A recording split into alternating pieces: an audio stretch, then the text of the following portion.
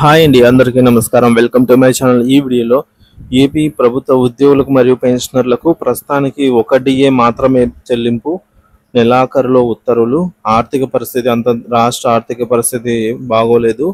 పూర్తి సమాచారాన్ని వీడియోలో తెలుసుకుందాము. వీడియోని ఎక్కడే కానీ స్కిప్ చేయకుండా ఎండ్ వరకు చూడండి, అప్పుడు ఇన్ఫర్మేషన్ పూర్తిగా అర్థమవుతుంది.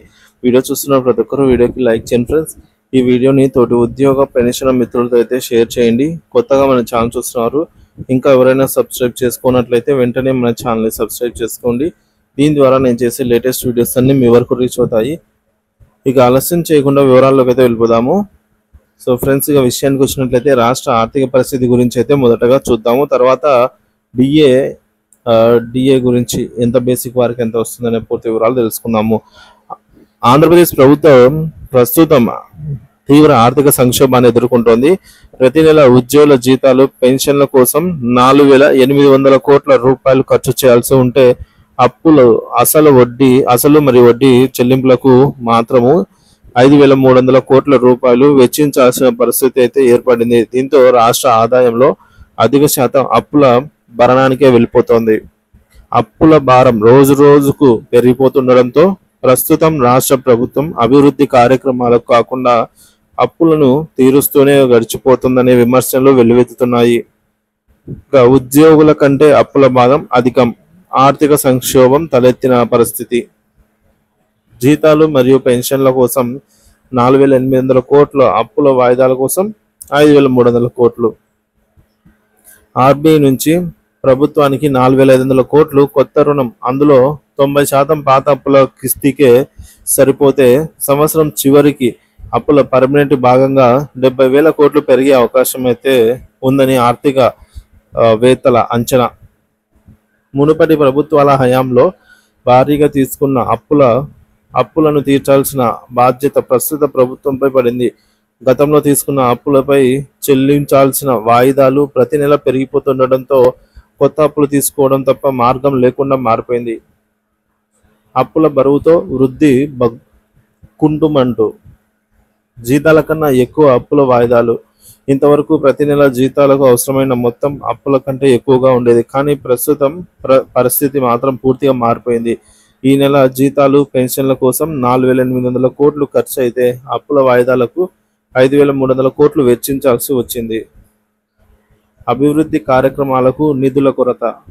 ఈ ఆర్థిక సంవత్సరంలో అభివృద్ధి ఖర్చుల కంటే ఎక్కువ అప్పుల చెల్లింపుల కోసమే ఖర్చు అవుతుందనే వాస్తవం అధికారులు ఆందోళన వ్యక్తం చేస్తున్నారు.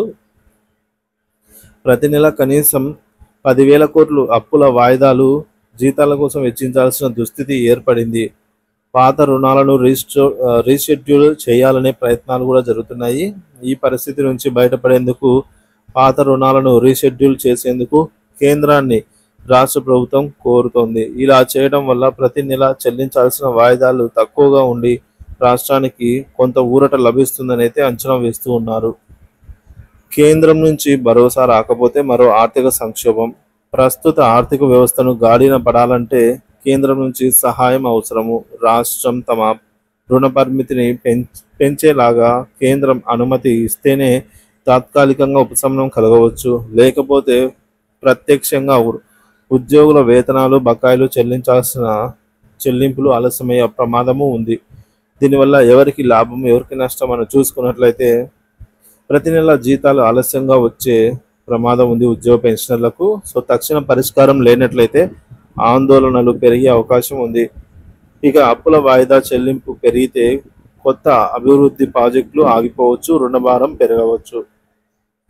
ఇకపోతే కేంద్రం అనుమతులు లేనిదే కొత్త అప్పులు తీయడం కష్టతరం ప్రభుత్వానికి. తద్వారా ప్రభుత్వ ఖర్చులు మరింత కష్టంలో పడే అవకాశము ఉంది. సో మొత్తం మీద ఆంధ్రప్రదేశ్ ప్రభుత్వం ఆర్థికంగా తీవ్రమైన ఒత్తిడిని ఎదుర్కొంటోంది. ప్రతి నెల జీతాల కంటే ఎక్కువగా అప్పుల వాయిదాలు చెల్లించాల్సిన దుస్థితి ఏర్పడింది. రాష్ట్ర ఆర్థిక సంక్షోభం నుంచి బయటపడాలంటే కేంద్రం నుంచి రుణ రీషెడ్యూలింగ్ అనుమతి కీలకం. ఇప్పటి వరకు అభివృద్ధికి పైసా ఖర్చు పెట్టకుండా మొత్తం ఆదాయాన్ని అప్పులు చెల్లింపులకే వెచ్చిస్తున్నారని విమర్శలు. ప్రభుత్వం తక్షణ ఆర్థిక సంస్కరణలు చేపట్టకపోతే రాష్ట్రంలోని ఉద్యోగుల వేతనాల జాప్యం, పెన్షనర్ల సమస్యలు తీవ్రంగా మారే అవకాశము ఉంది. కాబట్టి ప్రస్తుతానికి ఒక డిఏ కనుక చెల్లించినట్లయితే ఇటు కేంద్రం ఎప్పుడో చెల్లించేసిందండి. సో ఒక డిఏ ప్రకటన చూసుకోవచ్చు. జనవరి 1, 2024 సంబంధించి డిఎన్ఎస్ అలవెన్స్ కేంద్ర ప్రభుత్వం ప్రకటించింది మార్చి 2024లో.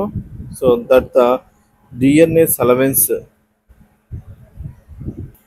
to central government employees shall be enhanced from 46 to 50%. So కేంద్రము జనవరి 2024 డిఏను 4% ప్రకటించింది. కాబట్టి రాష్ట్రము 3.64% ప్రకటించాలి. ప్రస్తుతం తీసుకుంటున్నటువంటి 33.67%కి ఒక 3.64% కలిపితే 37.31% అవుతుందన్నమాట.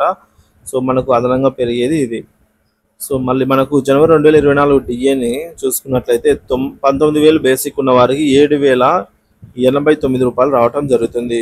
ఇది వరకు 6,397 రూపాయలు మాత్రమే వచ్చేది.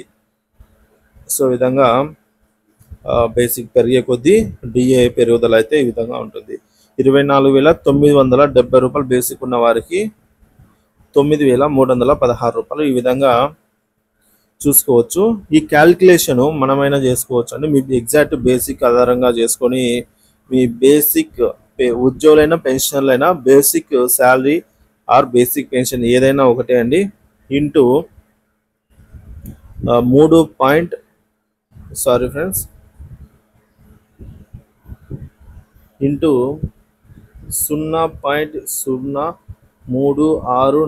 చేస్తే మనకు ఎంత అమౌంట్ పెరుగుతుంది, యాడ్ అయ్యే అమౌంట్ వస్తుంది అన్నమాట. ఇక్కడ మనకు బేసిక్ ఎంత ఉంటే అంత. సో టోటల్ అమౌంట్ రావాలి అంటే, టోటల్ డిఆర్ రావాలంటే, సో టోటల్కి ఫార్ములా వచ్చేసి మన బేసిక్ పే ఇంటూ 0.3734 చేస్తే మనకు టోటల్ అమౌంట్ అయితే డైరెక్ట్గా వచ్చేస్తుంది. ఇది అడిషనల్గా వచ్చే డిఏ అన్నమాట. సో ఇది ఫ్రెండ్స్ ఇప్పటి వరకు ఉన్న తాజా సమాచారము. సో రాష్ట్ర ఆర్థిక పరిస్థితి బాగోలేనందున ఒక డిఏ మాత్రమే ప్రస్తుతానికి చెల్లించే అవకాశాలు ఉన్నాయి. సో ఈ మేరకు రాష్ట్ర ప్రభుత్వం తీసుకున్న అప్పులు ఇవన్నీ కూడా చెల్లించలేక ఆర్థిక పరిస్థితి సంక్షోభం ఈ విధంగా కుదేలైన నేపథ్యంలో ఒక డిఏని అయితే ప్రస్తుతానికి ప్రభుత్వం చెల్లించడం కూడా కొద్దిగా ఊరటనిచ్చే అంశం అనే చెప్పవచ్చు. సో మరింత సమాచారం డిఆర్ గురించి వచ్చినట్లయితే మన ఛానల్లో తప్పకుండా అప్డేట్ చేస్తాను. మన ఛానల్ సబ్స్క్రైబ్ చేసుకుని అప్డేట్స్ అయితే ఫాలో అవుతూ ఉండండి. Thank you for watching this video.